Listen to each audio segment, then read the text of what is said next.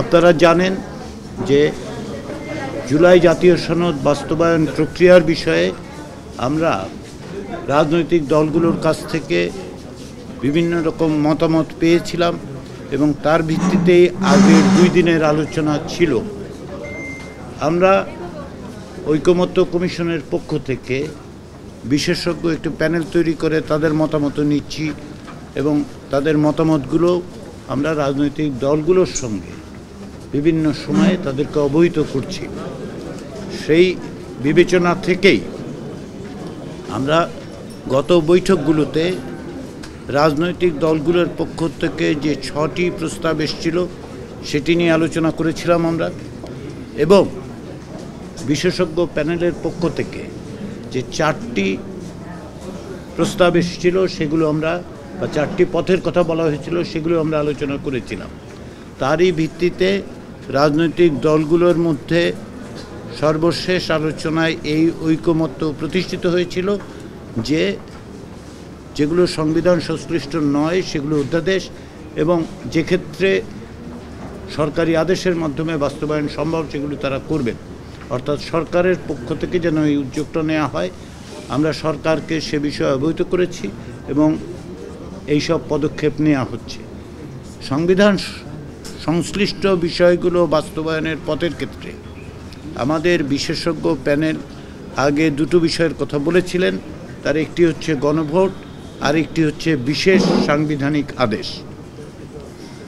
এই পরিপ্রেক্ষিতে বিশেষজ্ঞদের পক্ষ থেকে এই 2টো বিষয়কে সমন্বিত করে একটি পূর্ণাঙ্গ মতামত কমিশনকে তারা দিয়েছেন এবং সেটা আমরা আজকে রাজনৈতিক দলগুলোর কাছে উপস্থাপন করেছি। আমাদের বিশেষজ্ঞ প্যানেলের কাছ থেকে যে সুপারিশ পাওয়া গেছে, যেটা তারা বলছেন যে তারা ঐকমত্য কমিশনকে এই মতামত দিচ্ছেন যে আমরা এটা সরকারের কাছে সুপারিশ হিসেবে হাজির করতে পারি। তারা বলছেন যে অন্তর্বর্তী সরকার একটি কনস্টিটিউশন অর্ডার, যেটা জুলাই ঘোষণার 22 দফা অনুসরণ করে ঘোষণা করতে পারে।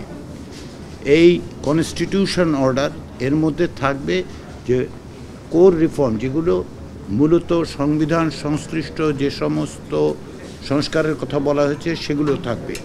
তারা বলছেন যে এই কনস্টিটিউশন অর্ডারটি পরবর্তী সময়ে, অর্থাৎ যেদিন পরবর্তী জাতীয় নির্বাচন অনুষ্ঠিত হবে সে একই সময়ে গণভোট করা যেতে পারে, এবং যেই অর্ডারের কথা তারা বলছেন কনস্টিটিউশন অর্ডার, তার মধ্যে ওই গণভোটের বিধানটি অন্তর্ভুক্ত থাকতে পারে। তৃতীয় যেটা তারা বলছেন যে এই যে কনস্টিটিউশন অর্ডার সেটা ইমিডিয়েটলি ইফেক্টিভ হবে যখন এটা ঘোষণা করা হবে, তবে গণভোটের মধ্য দিয়ে যখন জনগণের সম্মতি পাওয়া যাবে তখন থেকে এটাকে ভ্যালিডেটেড বলে মনে করা হবে এবং রেট্রোস্পেক্টিভলি, অর্থাৎ যখন থেকে আইনটা করা হয়েছে তখন থেকে তার বাস্তবায়ন বিবেচনা করা হবে। এই প্রস্তাবটি আমাদেরকে বিশেষজ্ঞ প্যানেল দিয়েছেন যে এটা আমরা বিবেচনা করতে পারি, এবং আমরা যে সুপারিশগুলো পাঠাবো সরকারের কাছে তার মধ্যে এটি একটি সুপারিশ হতে পারে। এটা সর্বসম্মতভাবে আমাদের বিশেষজ্ঞ প্যানেল আমাদেরকে দিয়েছেন। আমরা এটা রাজনৈতিক দলগুলোর কাছে উপস্থাপন করেছি। তারা বিভিন্নভাবে, অনেকে এটা সমর্থন করেছেন, অনেকেই এর বিভিন্ন দিক সম্পর্কে আলোচনা করেছেন এবং ভিন্ন মত প্রকাশ করেছেন। আগের যে সমস্ত প্রস্তাব ছিল সেগুলো নিয়েও আলোচনা হয়েছে। বিশেষ করে সংবিধানের 106 অনুচ্ছেদ ব্যবহার করে সুপ্রিম কোর্টের কাছে মতামত চাওয়া যেতে পারে, এরকম মত এসেছে। আমরা এই মতামতগুলোর পাশাপাশি রাজনৈতিক দলগুলোর কাছ থেকে এক ধরনের অনানুষ্ঠানিক অনুরোধও পেয়েছি। সেটা হচ্ছে তারা তাদের নিজেদের মধ্যে আলাপ আলোচনা করে এক জায়গায় আসার চেষ্টা করছেন।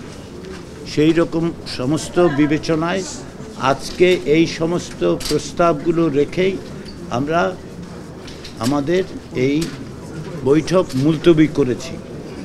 আমরা রাজনৈতিক দলগুলোকে কিছুটা সময় দিতে চাই, যেটা তারা অনুরোধ করেছেন, যাতে পারস্পরিক আলাপ আলোচনার মধ্য দিয়ে বিকল্পগুলো কমিয়ে আনতে পারে।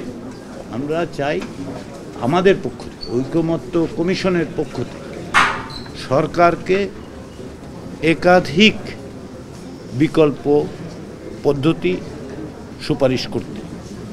সেজন্য এখন যেটা আছে প্রায় 6টির মতো আছে রাজনৈতিক দলগুলোর কাছ থেকে, আর এখন বিশেষজ্ঞ প্যানেলের কাছ থেকে একটি আমাদের হাতে আছে। তো আমরা চাচ্ছি এটা আরও কমিয়ে আনার জন্য, এবং এই ক্ষেত্রে রাজনৈতিক দলগুলো যদি আরও কাছাকাছি আসতে পারে তাহলে সংখ্যাটা কমবে, সরকারের জন্য বাস্তবায়নের বিবেচনা সহজতর হবে। সেই বিবেচনার থেকেই আমরা এখন মুলতবি করছি আলোচনা। রাজনৈতিক দলগুলোর সাথে আমাদের অনানুষ্ঠানিক যোগাযোগ থাকবে এবং আমরা আশা করছি অক্টোবরের শুরুর দিকে আমরা আবার মিলিত হব। এই সময়টাতে আপনারা জানেন যে প্রধান উপদেষ্টা এবং এই কমিশনের প্রধান অধ্যাপক মোহাম্মদ ইউনূস জাতিসংঘের সাধারণ পরিষদের বৈঠকের জন্য নিউ ইয়র্ক যাচ্ছেন। আমরা এই আলোচনাটা অব্যাহত রেখে এমন চূড়ান্ত অবস্থায় পৌঁছতে চাই যখন তিনি ফিরে আসবেন, যাতে করে তার কাছে আমরা সুপারিশগুলো নিয়ে আলোচনা করতে পারি তার সঙ্গে, এবং যদি আমরা সকলে একমত হতে পারি বা কমিশন যখন এই মতামতগুলোর ক্ষেত্রে সুনির্দিষ্ট সুপারিশ করার মতো অবস্থায় উপনীত হবে, সে সময় যেন আমরা কমিশনের প্রধান এবং মাননীয় প্রধান উপদেষ্টার কাছে সুপারিশগুলো উপস্থাপন করতে পারি।